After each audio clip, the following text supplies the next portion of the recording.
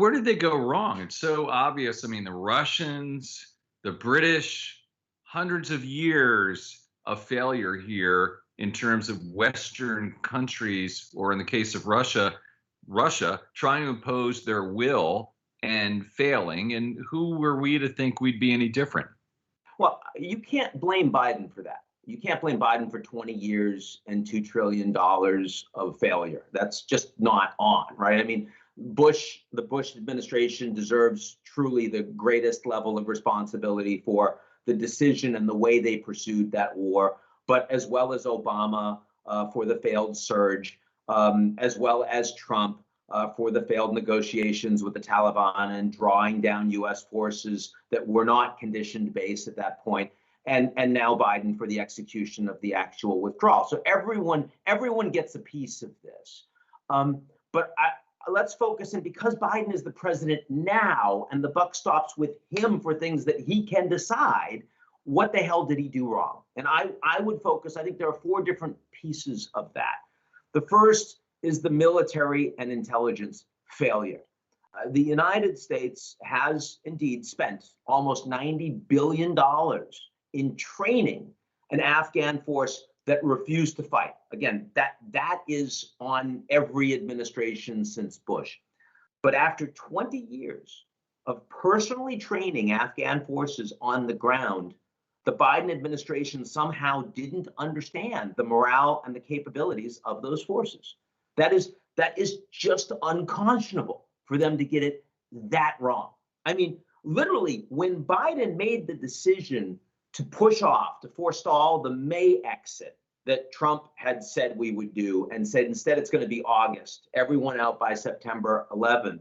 At that point, U.S. intelligence agencies said that Kabul could hold off the Taliban for 2 to 3 years without the United States. Last weekend, it was 2 to 3 days. In my life, I have never seen an intelligence failure like that. Then you have the coordination failure. Biden is the guy that's supposed to be engaged with the allies. We've been fighting with these allies on the ground for 20 years. 20 years. When we were attacked on 9/11, we asked NATO, come to our defense, and they did. And they fought bravely, side by side with the Americans for all this time. And when we decided that we were going to leave, that was a policy decision that we made by ourselves. That Afghan policy review was done internally by the United States. Nobody else was involved. I find that unconscionable. And furthermore, I mean, it wasn't just about the decision to leave. It was also the ongoing decision of how are you coordinating with refugees? What are you doing with humanitarian aid? Even a simple thing. This weekend, the American acting ambassador flees the country. The British ambassador is still there helping to try to get the Brits out. How could we not be coordinating this simple thing with our allies on the ground? We are the superpower here. So that's a big mistake. Then you've got the planning failure, which is even if the intelligence is wrong, you plan for bad scenarios. What if things don't go the way you hope they're going to?